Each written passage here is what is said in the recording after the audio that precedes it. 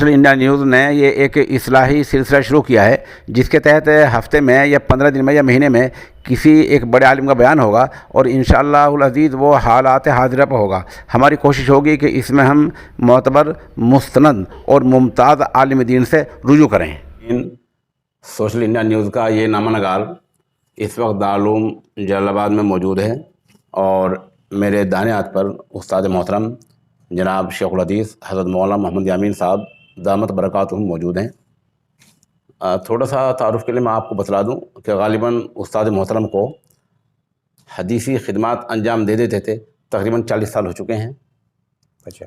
50 سال، نصف صدی کا عرصہ جو ہے گزر چکا ہے اور آپ احادیث کی خدمت انجام دے دیتے تھے۔ اس میں تمام کتابیں جو ہمارے یہاں متداولہ کتابیں ہوتی ہیں بخاری شریف سے لے کر اور نیچے تک تمام کتابوں کی درس و تدریس کا جو فریضہ ہے وہ حضرت سے متعلق رہا ہے۔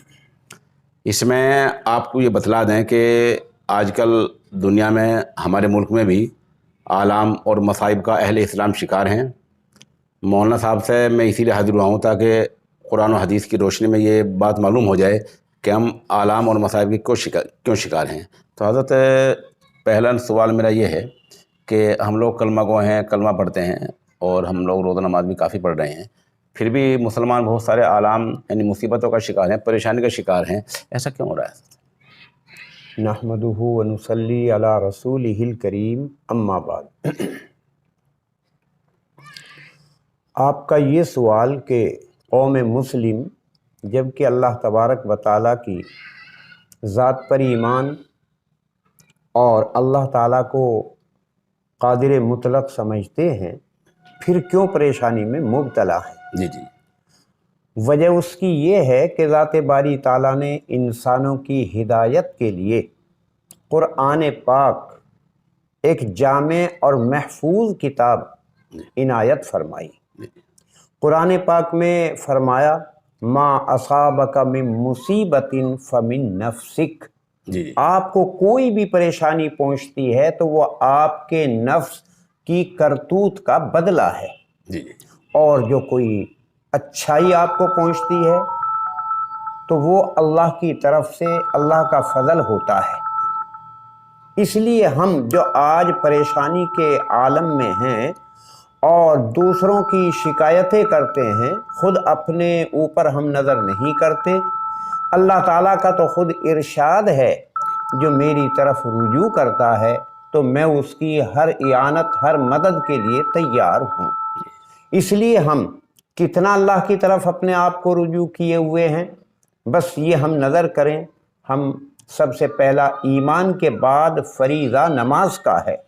نماز کا ہم کتنا اہتمام کرتے اور کراتے ہیں، جبکہ ذات باری تعالیٰ کا ارشاد ہے الا بذکر اللہ وتطمئن القلوب، کہ اللہ کے ذکر سے دلوں کو سکون و اطمینان ملتا ہے۔ خود قرآن پاک میں ذات باری تعالیٰ نے نماز کے بارے میں فرمایا کہ نماز تمہیں برائیوں سے روکے گی۔ نماز کو ہم اگر ادا کریں گے تو یہ دین کا ایک ستون ہے۔ اس لیے ہم صرف اور صرف اپنی نمازوں کو ہی اگر درست کر لیں تو ہمارے دین کی باقی اجزاء اسی کے طفیل اور اسی کی برکت سے وہ جیسا کہ اللہ تعالیٰ کو ہم سے مطلوب ہیں ادا ہونے شروع ہو جائیں گے۔ آج چونکہ ہم اللہ کی ذات سے دوری، نبی کی سنتوں سے دوری، جس کی بنا پر آج ہم ان پریشانیوں میں مبتلا ہیں، ورنہ تو رہا مومن کے اوپر پریشانیوں کا آنا، یہ تو ذات باری تعالیٰ فرماتے ہیں انما نبلی لہم، ہم انہیں آزماتے ہیں، ہم انہیں امتحان لیتے رہتے ہیں۔ اس امتحان میں جو کامیاب ہو گیا، ہر پریشانی میں اللہ کی جانب رجوع کیا تو وہی کامیابی اور اپنے مقصد کو دنیا اور آخرت کے حاصل کرنے والا ہوگا۔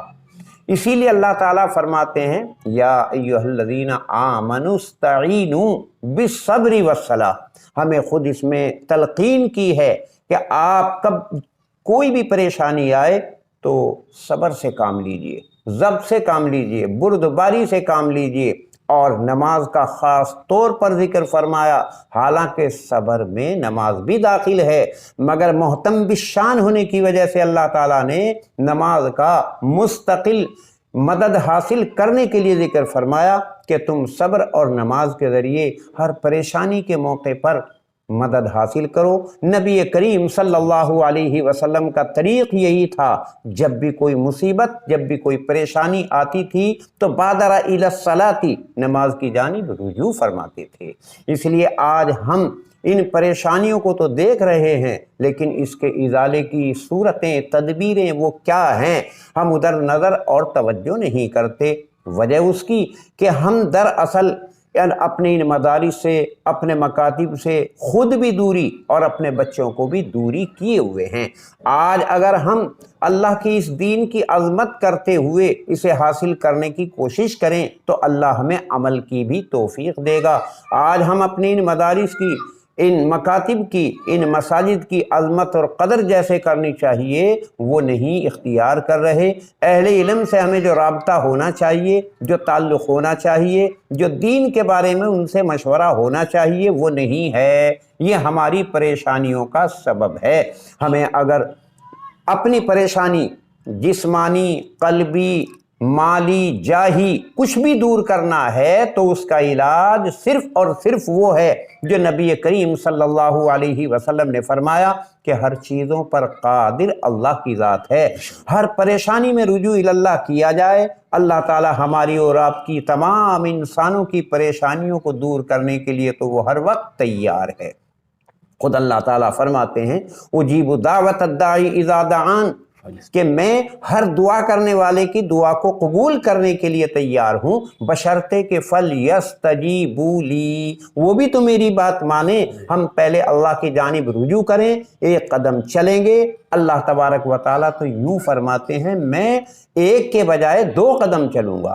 اگر کوئی میری طرف پیدل چل کر آئے گا میں دوڑ کر آؤں گا، اگر کوئی میری طرف دوڑ کر آئے گا تو میں اسے غایت شفقت و رحمت کی بنا پر اپنی گود میں اٹھا لوں گا، اور جب وہ ہمیں گود میں اٹھا لیں گے تو نہ ہمیں چلنے کی ضرورت، نہ کرنے کی ضرورت، خود اللہ تعالی ہمارے ہر کام آسان فرما دیں گے۔ اس لیے ہمیں ہمہ وقت رجوع اللہ کرنا چاہیے تاکہ ہم اپنی ظاہری ان پریشانیوں سے، اپنے حاسدوں اور اپنے اوپر ظلم کرنے والوں کے ظلم سے ہم محفوظ رہ سکیں۔ اللہ تعالی ہمیں نبی کے طریق پر قرآن پاک کی تعلیم کے مطابق زندگی گزارنے کی توفیق عطا فرمائے۔